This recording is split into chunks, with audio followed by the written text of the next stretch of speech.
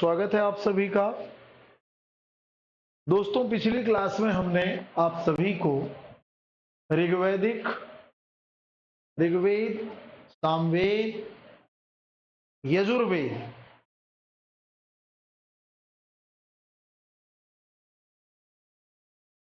सानी सानी चलिए सानी जी, स्वागत है आपका। शानी, सनी माने या सानी?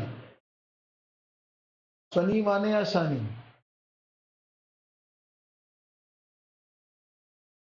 सनी समझे या सानी? यार, सभी को नवरात्र की बहुत बहुत शुभकामनाएं। चलिए दोस्त, आज अच्छा सनी है, तभी तो सानी सानी लिखे हैं, तो उसमें कहाँ समझ में आया? सही कर लीजिए, सैनी से। तो ध्यान से सुनिए, ये जो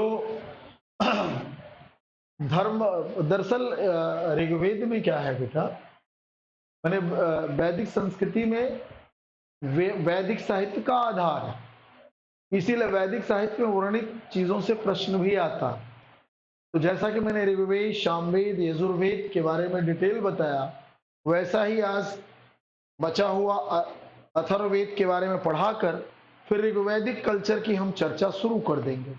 तो आइए आप सभी, सबसे पहले अथर्ववेद की कुछ खास बातें हैं उसे ले लेते हैं।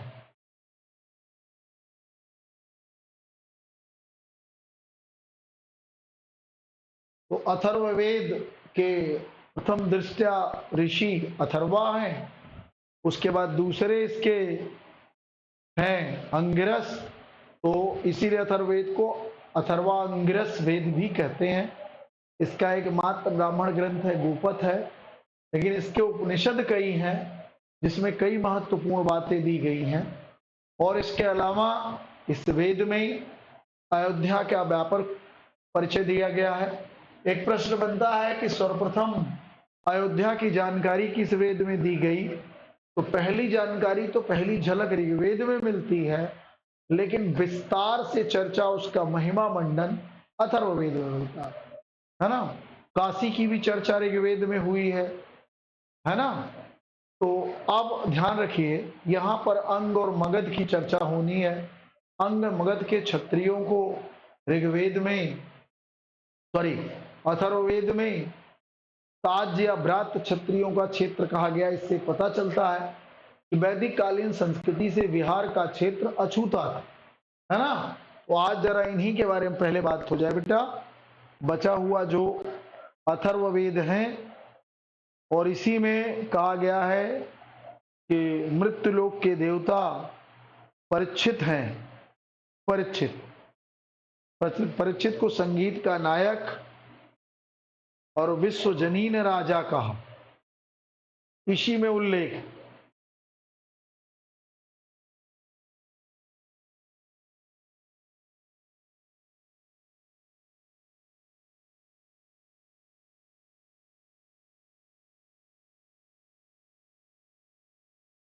राजू सिंह, तुम्हारी भाषा समझ से परे है भैया, तुम्हारी भाषा हम नहीं समझ पाए। आइए,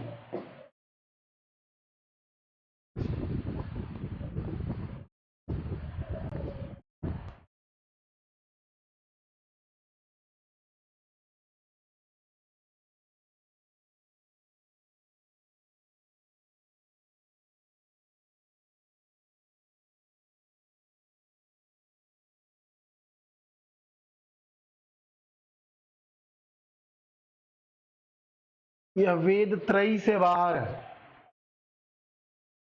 वेद त्रयी से बाहर। वेद त्रयी से बाहर है। वेद त्रयी में कौन कौन? ऋग्वेद, सामवेद और यजुर्वेद। ठीक है, वेद त्रयी से बाहर है। इसको कई अन्य नामों से भी जाना गया है।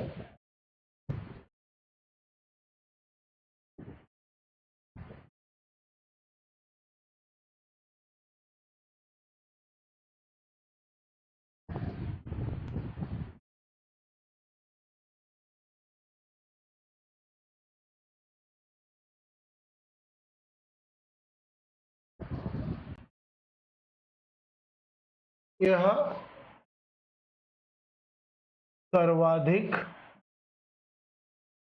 लोकप्रिय वेद है क्योंकि सामान्य जन से संबंधित।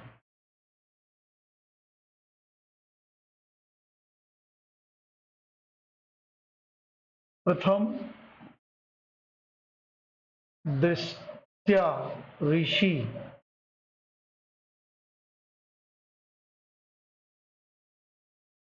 प्रथम दृष्टा ऋषि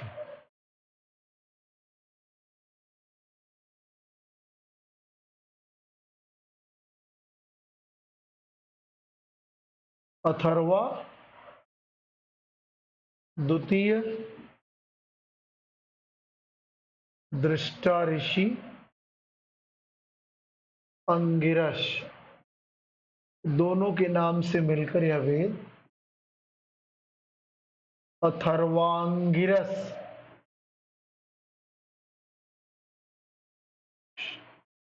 वेद बन गए।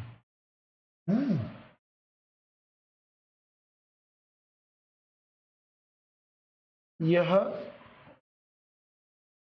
आर्य एवं अनार्य दोनों की संयुक्त रचना है, इसीलिए इसे वेद त्रयी से चाणक्य ने बाहर कर दिया।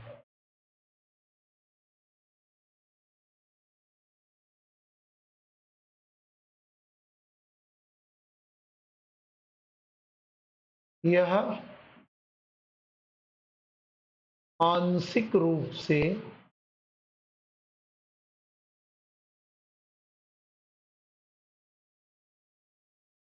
गद्य एवं पद्य में रचित। बाकी कितने श्लोक हैं सब पहले लिखा चुका हूं।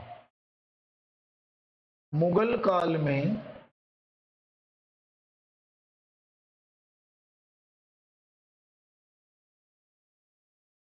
अब्दुल कादिर बदायूनी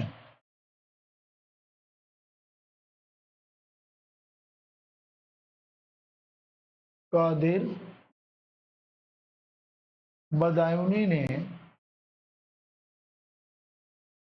फारसी भाषा में अनुवाद किया था। सारा एग्जाम ओरिएंटेड पॉइंट है। इसे ही ब्रह्मवेद या इसे ही श्रेष्ठ वेद कहते हैं। ठीक है,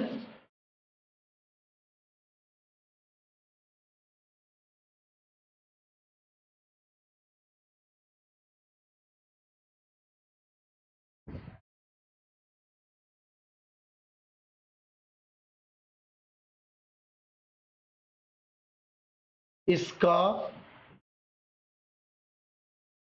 कोई भी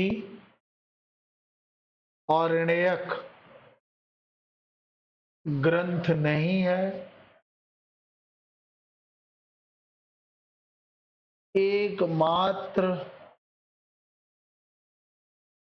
ब्राह्मण ग्रंथ गोपथ है।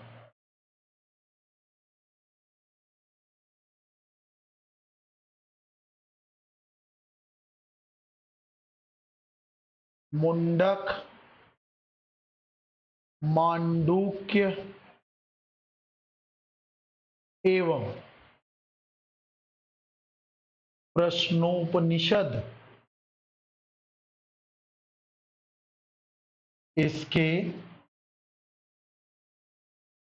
प्रमुख उपनिषद है। ये बेसिक जानकारी हो गई। अब आइए बताता हूं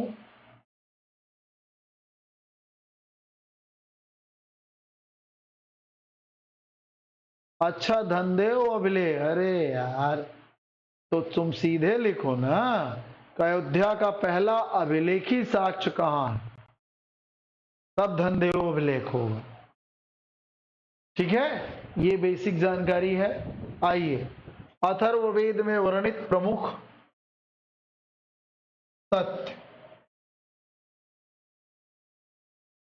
अथर्ववेद में वर्णित प्रमुख तथ्य जो एग्जाम में आने की संभावना।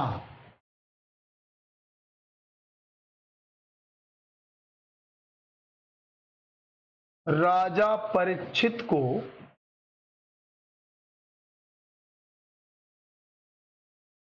परीक्षित को मृत्युलोक का देवता एवं विश्वजनीन राजा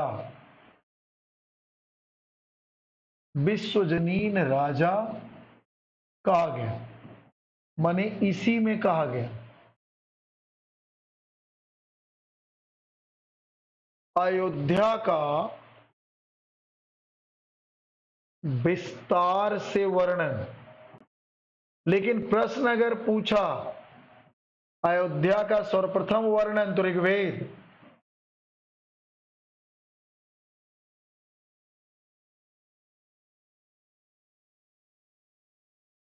ये हमेशा ध्यान रखना।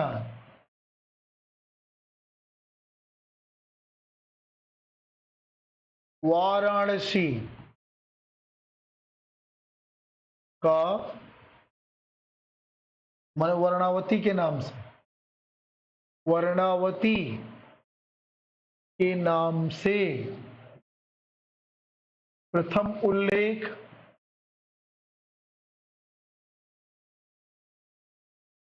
मगध एवं अंग का प्रथम बार उल्लेख करते हुए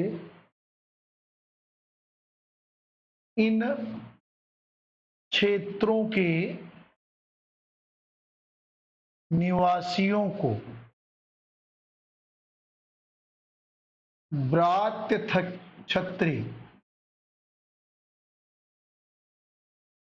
ताज्य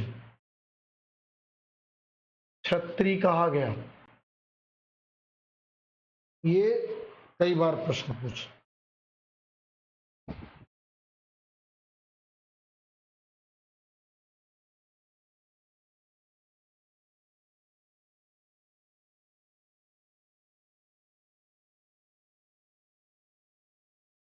राष्ट्र महिमा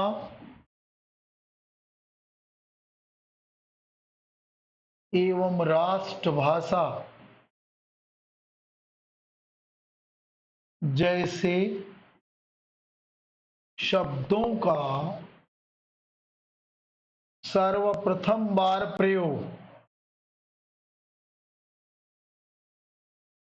है ना, इसी में कहा गया इसके पृथ्वी सूक्त में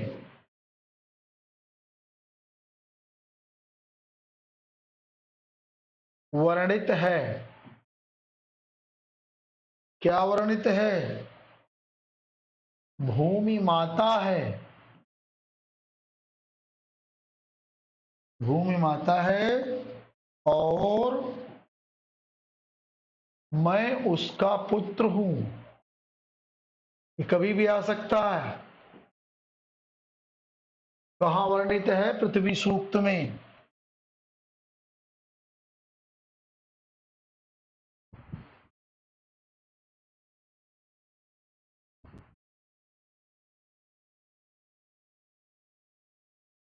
जनता द्वारा राजा का चुनाव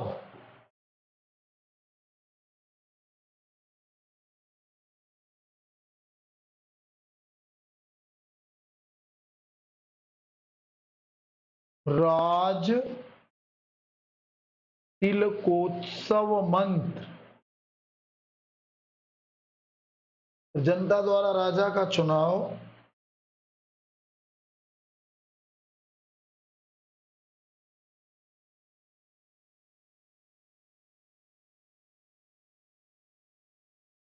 ग्राम पंचायत,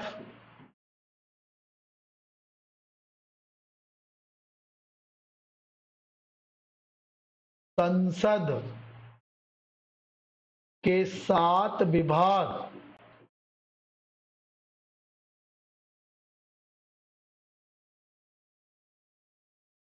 का उल्लेख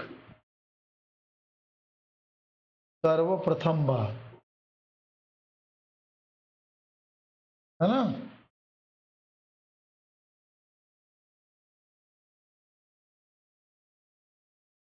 उपनयन एवं ब्रह्मचर्य के बारे में विस्तार से चर्चा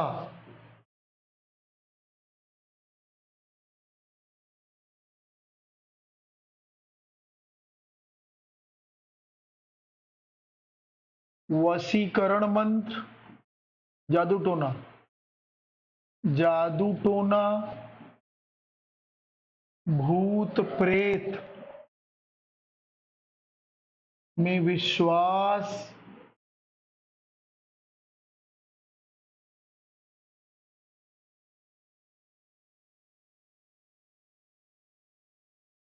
ताबीज,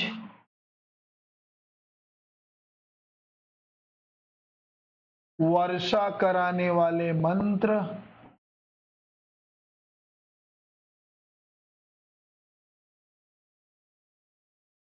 भूकंप, भूकंप की चर्चा यहीं हुई पहली बार, भूकंप एवं कीड़ों के विनाश का सर्वप्रथम उल्लेख इसी में मिलता है।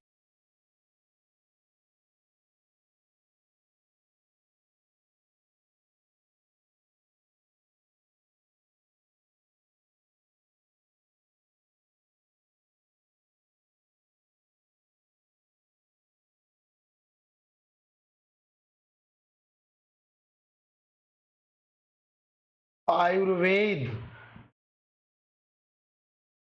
अर्थात जीवन का विज्ञान का प्रथम उल्लेख, माने जड़ी बूटियों आदि की इसमें चर्चा की गई।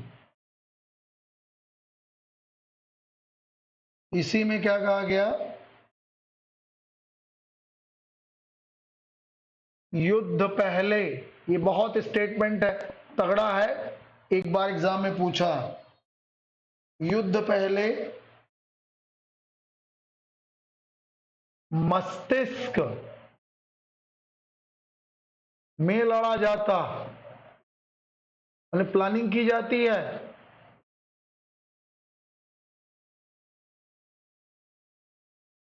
भूमि का प्रयोग उसके बाद होता है, भूमि का प्रयोग उसके बाद, ये स्टेटमेंट एग्जाम में आ चुका है।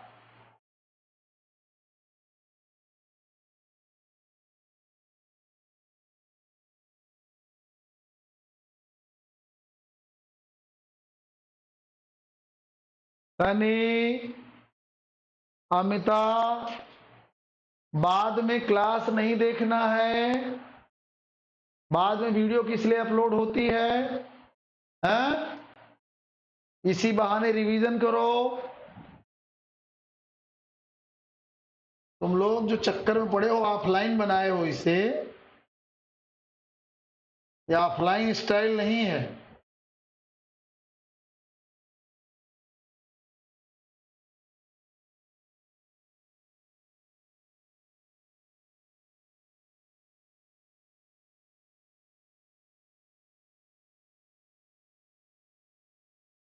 इसीलिए अपलोड होता है, ठीक है। इसीलिए अपलोड होता है वीडियो, बाद में रिवाइज चला के लिखा करो। तुम्हारी स्पीड से हम नहीं चलेंगे बेटे, नहीं तुम्हारी क्लास चलेगी 2 साल, और तुम लोग जो दिमाग में रखे हो, हाँ तो उसी समय लिखा करो, उसी समय लिखा करो। ये पॉइंट्स हैं, ये मैं नोट कर दे रहा हूं क्योंकि जरूरी पॉइंट्स है, ठीक है।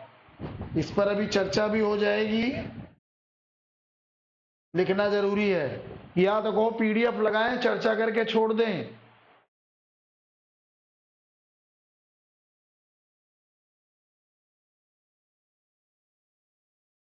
अच्छा, अगर इतना क्लियर हो जाए हम पेपर ही ना आउट कर दें।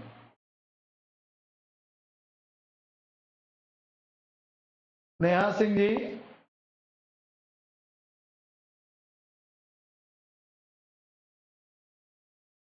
मस्तिष्क, हे भगवान, ये सपना किस ग्रह से आई हो भैया? ग्रेजुएशन हो गया, मस्तिष्क नहीं पता तुम्हें? बुद्धि, दिमाग, ये तो बच्चों वाली तुम एकदम बात करती हो भाई। सपना श्रीवास्तव, हद है भाई।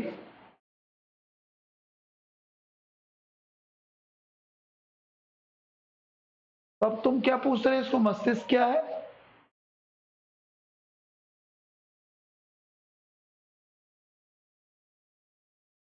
मस्तिष्क, आइए।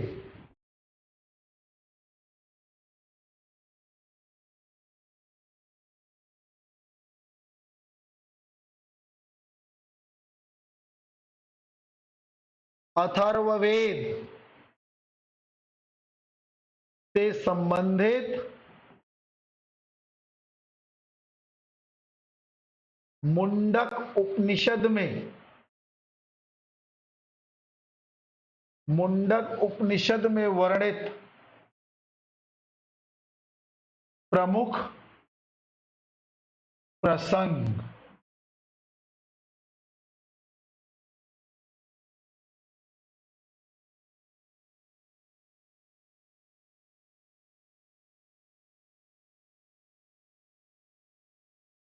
परा अपरा विद्या,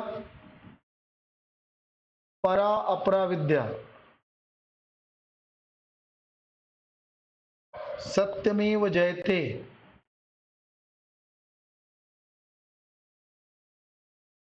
यज्ञ टूटी फूटी नौकाओं के समान है।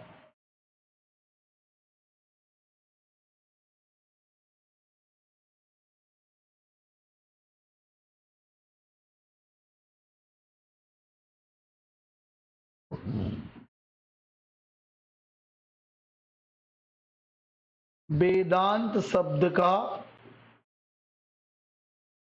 सर्वप्रथम बार प्रयोग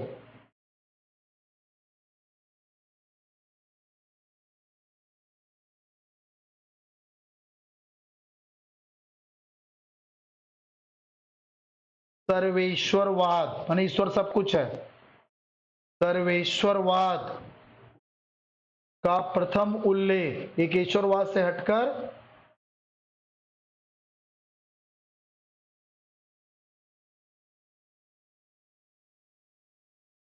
ये तो तुम्हारा मुंडक उपनिषद में है।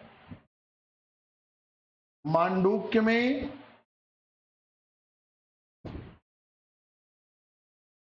मांडूक्य उपनिषद में, मांडूक्य उपनिषद जो है सबसे छोटा, सबसे छोटा उपनिषद, इसमें क्या क्या दिया है?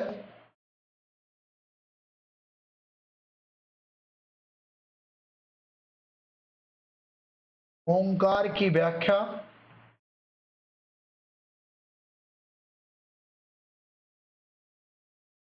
व्याख्या इसी में दी गई है। और आ जाओ, प्रश्नोपनिषद में प्रश्नोपनिषद में ऋषि पिपलाद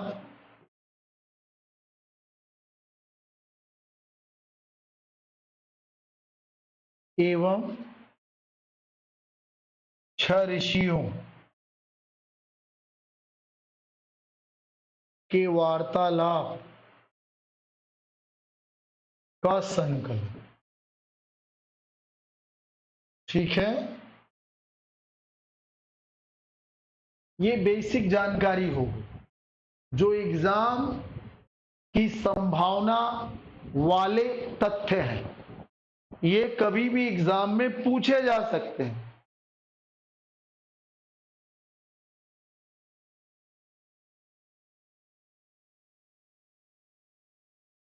हाँ, वही मैं भी सोच रहा हूं पेपर ही आउट करा दूं।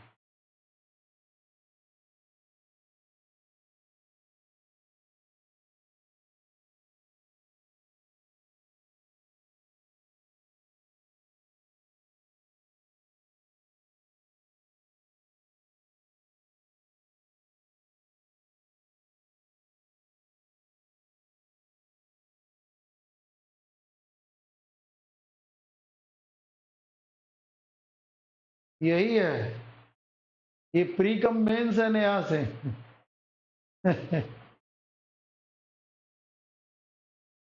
प्री कम मेंस है, इसी से मेंस बना के लिखना है, और जब प्री हो जाएगा, अभी तो पहले प्री की तैयारी है, मेंस के लिए बताएंगे कैसे लिखा जाता है, कैसे प्रश्न बनता है। ऐसा हो जाए तो क्या तुम ही बची हो? ना ना, देखो मुंडक उपनिषद के इतने पॉइंट्स हैं, इतने, ये वाले, ये सब मुंडक उपनिषद के 5 पॉइंट, बाकी मांडूक का एक पॉइंट है और एक प्रश्नोपनिषद का एक पॉइंट।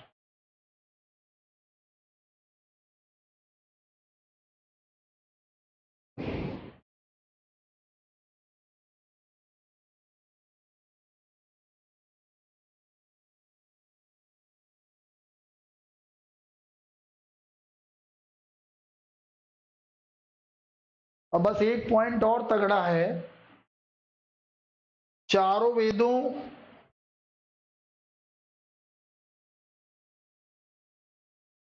में किसका अध्ययन किससे शुरू होता है और किसको आहुति दी जाती है?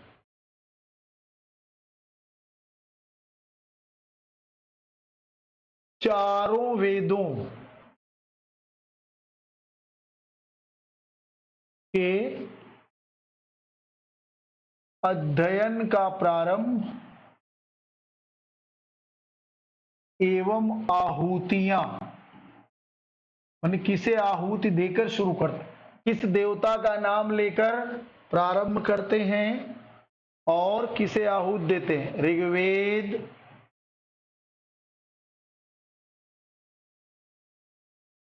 ऋग्वेद का प्रारंभ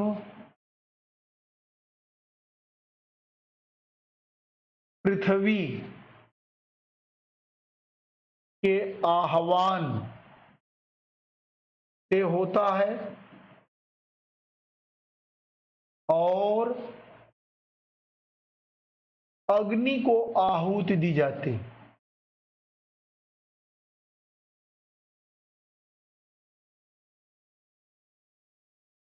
माने पृथ्वी मन से शुरू कर अग्नि को हवन। आप सामवेद, सामवेद का प्रारंभ द्यौस के आह्वान से और सूर्य को आहुति,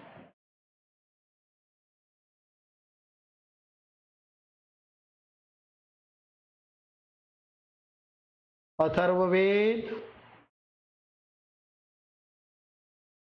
का प्रारंभ अंतरिक्ष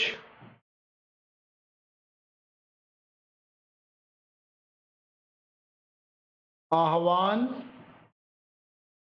और आहूत किसको? वायु को आहूत।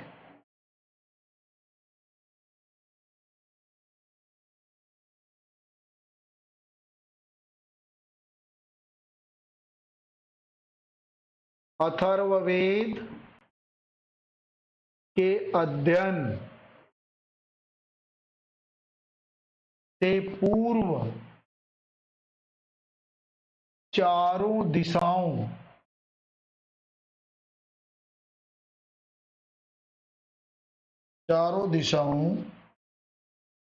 में आहुति दी जाती है।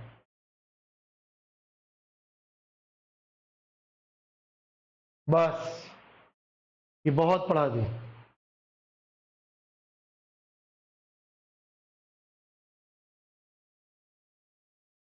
क्यों ऐसा करें? फिर स्पेशल कैसे रह जाएगा?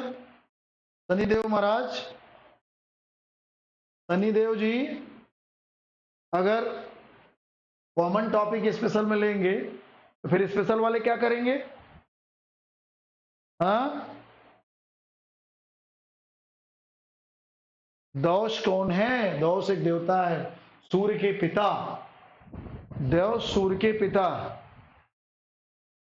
जो तुमने कहा स्पेशल क्लास में सबके लिए लें टॉपिक, तो फिर फायदा क्या है? हैं? तो इसको स्पेशल करने की फायदा क्या है?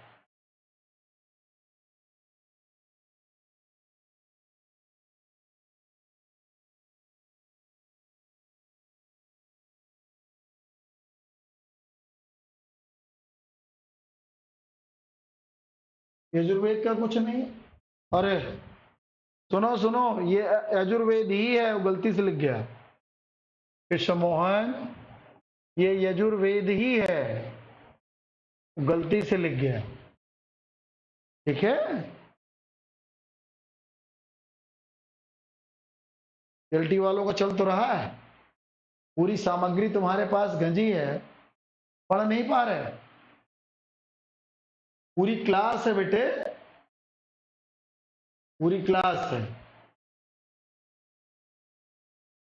पूरी क्लास है। पिछली क्लास मिली है, पढ़ते रहो उसको। इस उम्मीद में न रहो कि पूरा इसी दौरान स्पीड से खत्म हो जाएगा, क्योंकि लेवल से पढ़ाना है और एग्जाम जनवरी से पहले होगा नहीं तुम लोगों का, तो इसलिए उसको पढ़ते रहो पहले। बाकी उसके आधुनिक भारत के हम पूरे वही क्लास दे देंगे, फिर अभ्यास कर कर आएंगे। अलग अलग और क्या है यार? अवनेश, मुंडक अलग है, मांडूक के अलग है। मुंडकोपनिषद बड़ा है, मांडूक के सबसे छोटा है। और क्या? ईस केन कठ मुंडक मांडूक अलग अलग है। वीडियो देखते रहे, मॉडर्न की वीडियो देखते रहे, बहुत डिटेल में पहले से ही पढ़ाया। देखिए, मॉडर्न के वीडियो देखते रहे, बहुत डिटेल में पढ़ाया सभी लोग। अरे खुद से पढ़ने की क्या जरूरत है? उसमें तो मैंने ही पढ़ाया है। सॉली शुक्ला, जैसे पढ़ा रहा हूं वैसे उसमें मैंने ही पढ़ाया, खुद से क्या पढ़ना?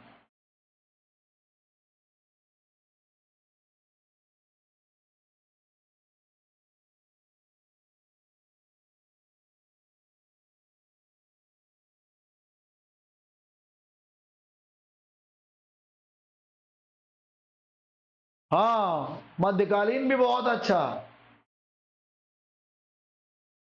अभी ऐसी कोई आफत नहीं है सॉली शुक्ला जी कि मैं बहुत तेज भागूं और फटाफट खत्म कर दूं, है ना? ऐसी कोई आफत नहीं। जल्दबाजी में मैं नहीं पढ़ाने वाला, मैं जैसे चल रहा हूं चलता रहूंगा बेटा। हाँ, जैसे एग्जाम की डेट आपकी आएगी, अभ्यास प्रश्न पर जोर देना शुरू कर दूंगा। पहले से क्लास सारी मौजूद है, उसे ऐप पर पढ़ते रहिए, है ना? सिर्फ इसके भरोसे मत रहिए, इसीलिए पूरी क्लास आपको पुरानी भी मिल रही। पुरानी मतलब इस राउंड के पहले, पुरानी मतलब 2-4 साल पुरानी थोड़ी है। अरे 2 महीने पहले की क्लास है वो।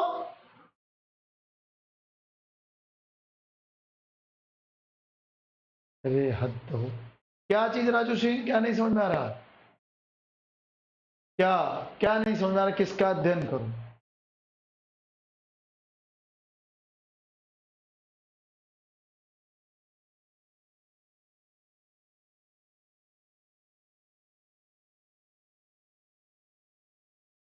नहीं रहोगे? हाँ मटेरियल बहुत है। तो प्राचीन तो पहुंचा ही दूंगा ना। देखो प्राचीन, नहीं नहीं, जल्दबाजी की कोई जरूरत नहीं बेटा। आप तेज चलिए ना, आप तेज चलिए, ज्यादा मेहनत करिए, पुराने वाले पढ़िए आप। बाकी हम अपने स्पीड से चलेंगे। एग्जाम की डेट जैसे आएगी मैं अभ्यास प्रश्न कराना शुरू कर दूंगा, क्लास रोक दूंगा, फिर भी बता रहा हूं। फिर क्लास उस समय रोक दूंगा और वीडियो पढ़ते रहिए आप। जैसे एग्जाम की डेट आएगी अभ्यास पे जोर लगा दूंगा मैं। ठीक है बेटा?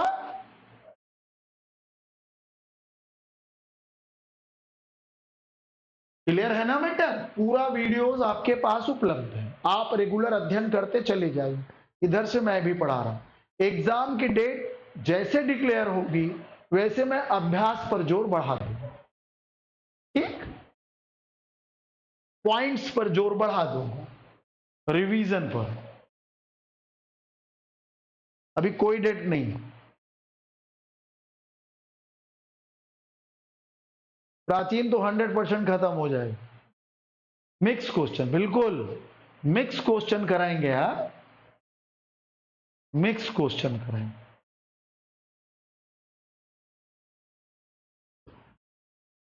मिक्स क्वेश्चन कराएंगे।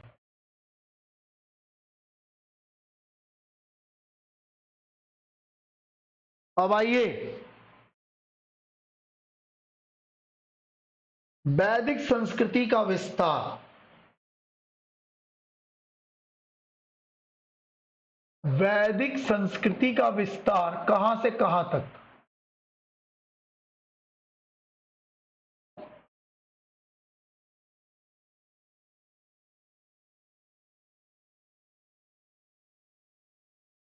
ध्यान दीजिए, दो मैप बनाने चल रहा हूं।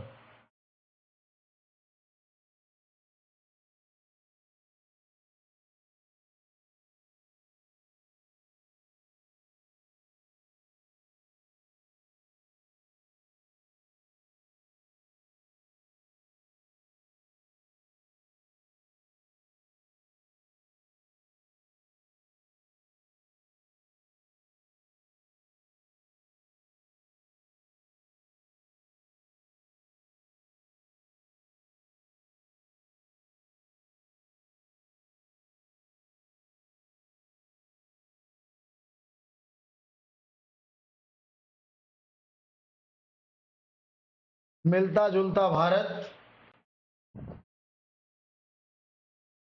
ये पुराना भारत है। इसमें बांग्लादेश, अफगानिस्तान, पाकिस्तान सब है, क्योंकि प्राचीन काल चल रहा है। ये दो भारत, एक की तस्वीर में पूर्व वैदिक या ऋग्वैदिक होगा,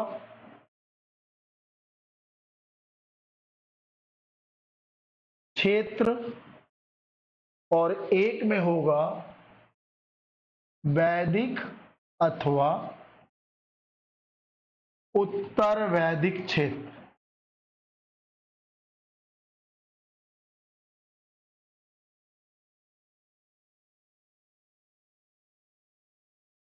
पढ़ते रहो, बहुत कराऊंगा। चलो अब देखिए, पूर्व वैदिक जो आर्यों का विस्तार क्षेत्र है वो कहां से कहां तक, भौगोलिक विस्तार।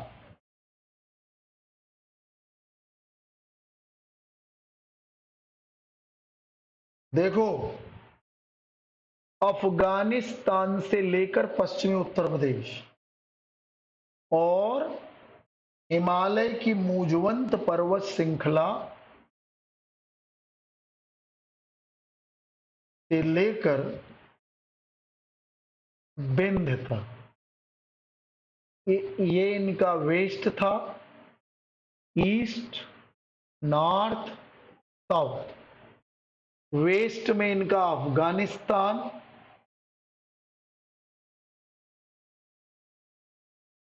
अफगानिस्तान में कुभा, सुवास्तु, क्रुमु और गोमल नदियों का उल्लेख। यहां हिमालय क्षेत्र में, हिमालयी क्षेत्र में इनका मूजवंत पर्वत था, पर्वत। इनके साउथ क्षेत्र में विंध्य पर्वत था,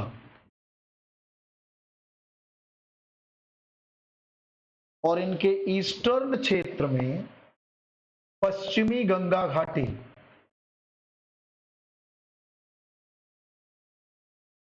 पश्चिमी गंगा घाटी, इट मीन्स पश्चिमी उत्तर प्रदेश। इस पूरे इलाके को, ये जो पूर्व वैदिक या ऋग्वैदिक इलाका है, इसे किस नाम से जाना जाता था? ब्रह्मावर्त क्षेत्र। ब्रह्मावर्त क्षेत्र स्पेशली सरस्वती, दृश्यवती नदी का क्षेत्र कहते हैं। यहीं पर इसी नदी के किनारे ऋग्वेद की रचना हुई थी। ऋग्वेद की रचना अफगानिस्तान की कुभा, सुवास्तु,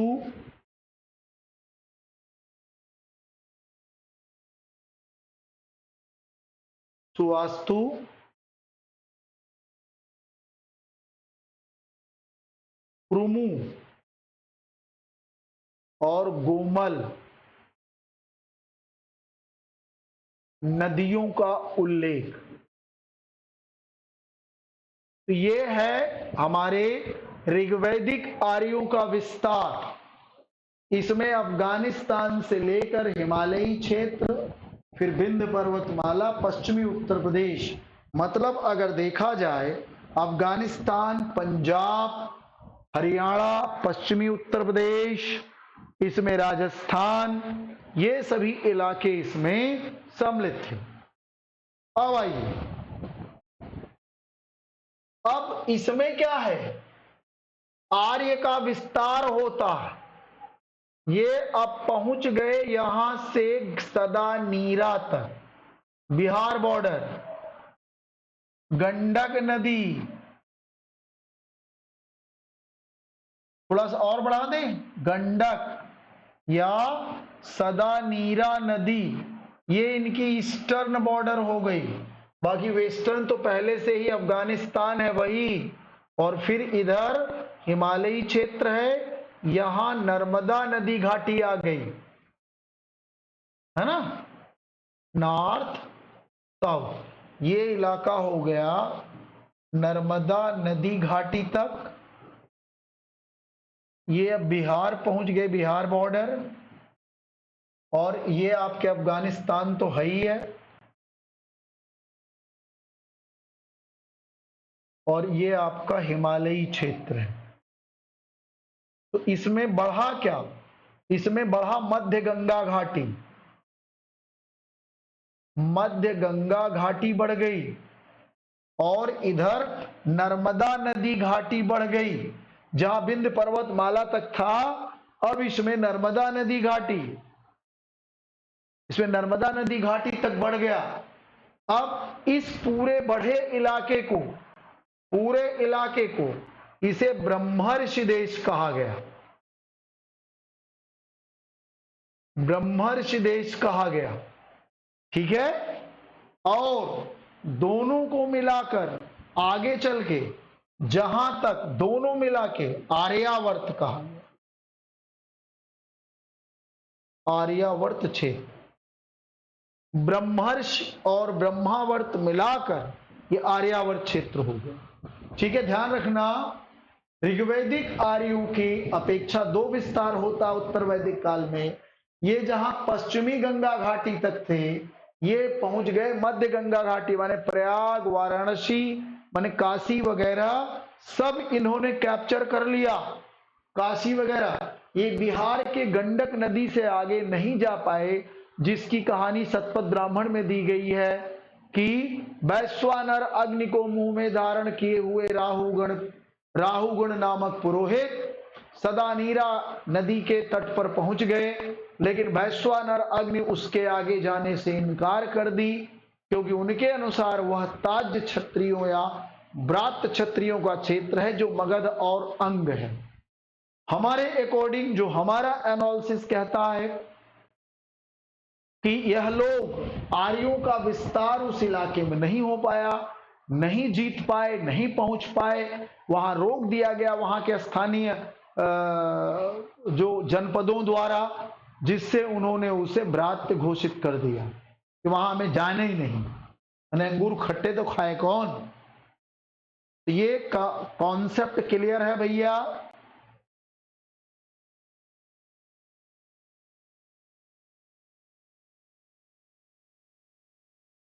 इसे रेवेतरा नदी कहते हैं, नर्मदा को रेवेतरा नदी,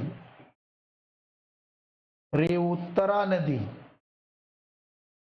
ये है। ये सब मिला के आ रहा। अब जिसको ना समझ में आया बात करो तुरंत, ये कॉन्सेप्ट है।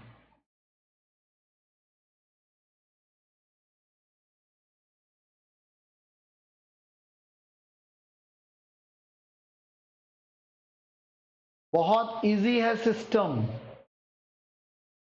ये दोनों इलाके मिला के आर्यावर्त है।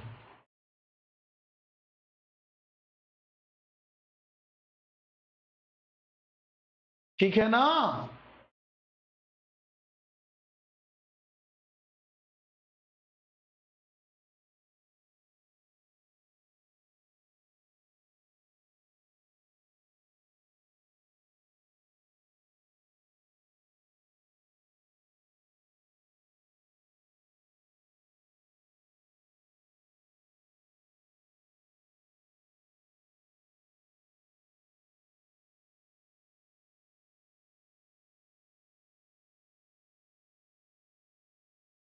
हिंदुकुश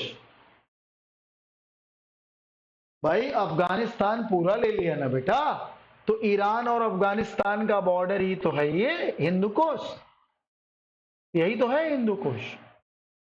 ईरान और अफगानिस्तान को अलग करती है, तो ये पूरा यहां से तो थे ही, तभी तो ये नदियां हैं चार, कुबा, सुवास्तु, क्रुमु और गोमल, यही तो है बेटे।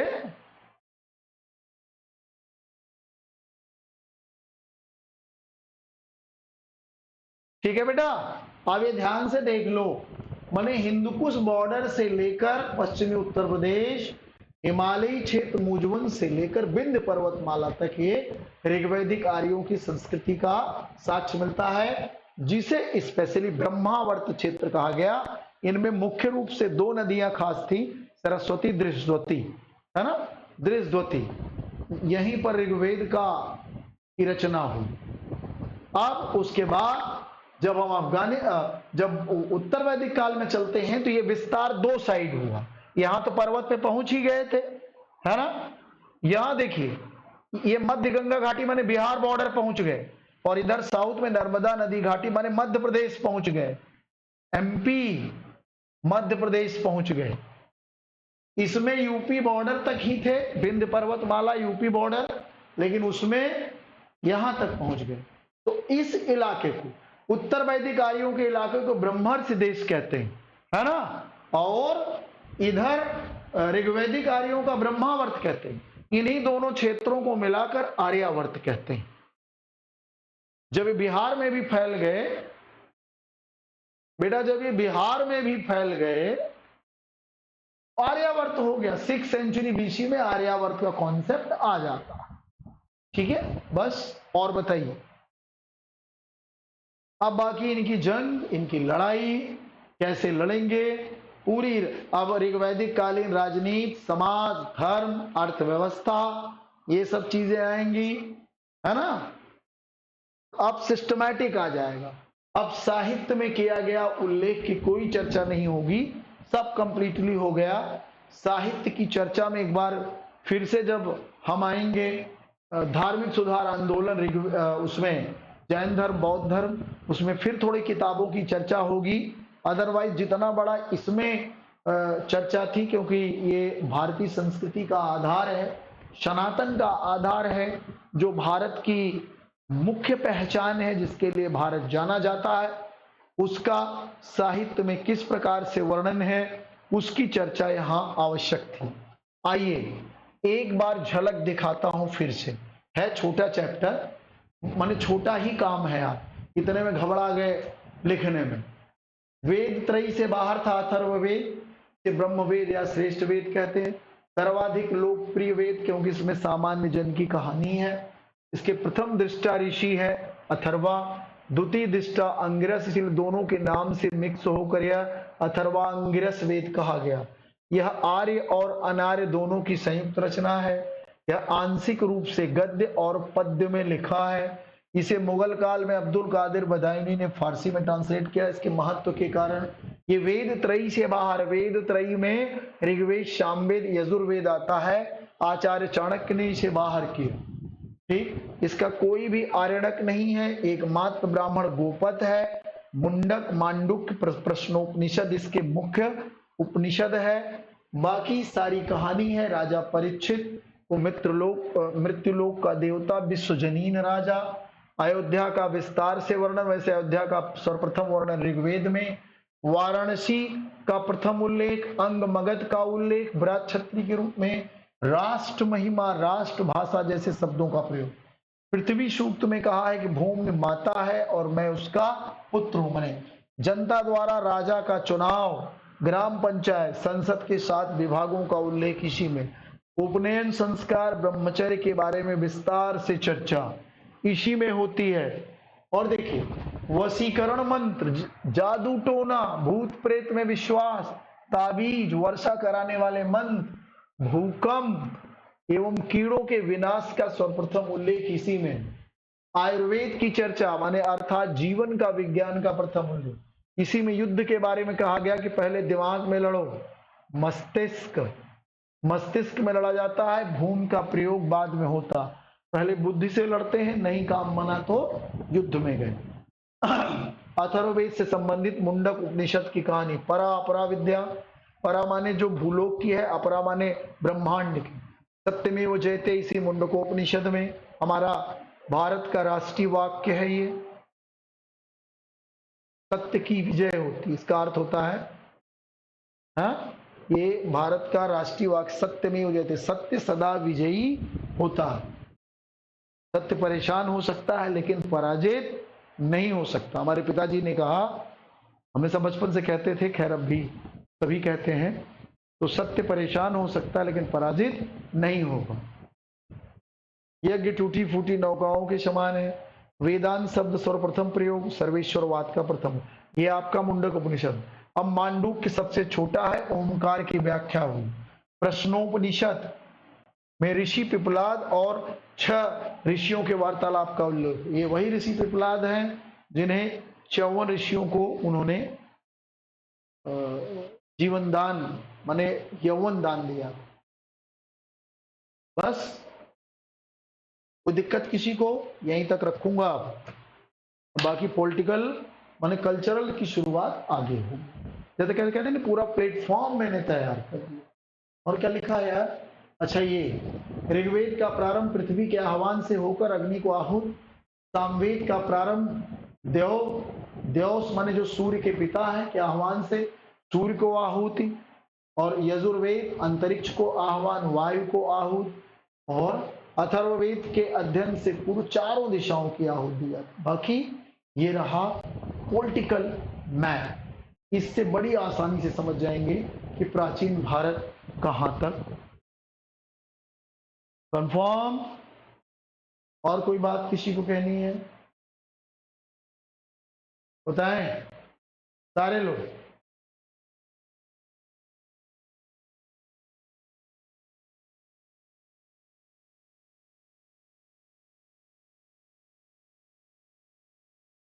बोलिए भाई, कोई प्रॉब्लम तो नहीं?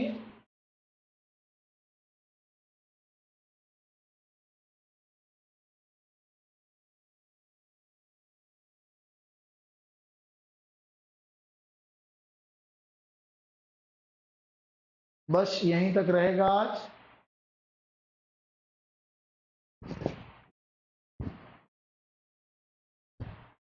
चलिए, थैंक यू।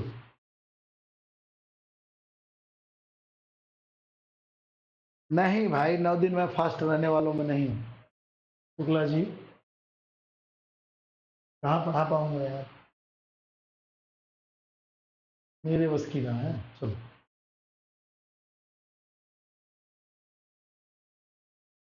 चलो।